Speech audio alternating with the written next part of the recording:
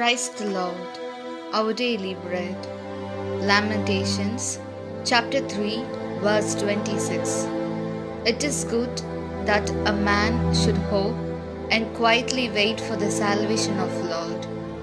O Almighty God, thank you for giving this wonderful verse. May your presence showers on us. O Lord, we pour out our daily struggles and trials before you with our prayers.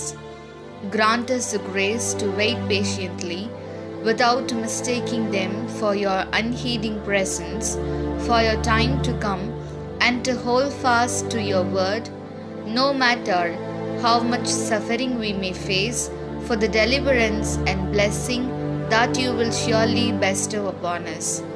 We ask this in the name of Jesus Christ. Amen. அன்றாட உணவு. புலம்பல் அதிகாரம் 3 இறை வார்த்தை 26. ஆண்டவர் அருளும் மீட்புக்காக அமைதியுடன் காத்திருப்பதே நலம். அன்பின் தகப்பனே, இன்றைய நாளிலே இந்த இறை மன்னாவை கொடுத்ததற்காக நன்றி ஆண்டவரே.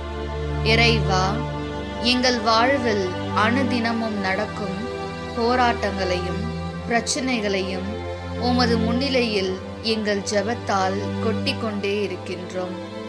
நீர் அவற்றிற்கு செவி கொடாமல் இருக்கிறீர் என்று தவறாக புரிந்து கொள்ளாமல் உமது நேரம் வரும் வரை பொறுத்திருந்து நீர் எங்களுக்கு நிச்சயமாக அருளப்போகும் மீட்புக்காக ஆசிர்வாதத்திற்காக அமைதியுடன் எவ்வளவு துன்பம் நேரிட்டாலும் உமது வார்த்தையை பற்றி பிடித்து கொண்டு மன உறுதியுடன் காத்திருக்க நல்வரத்தை தாரும்.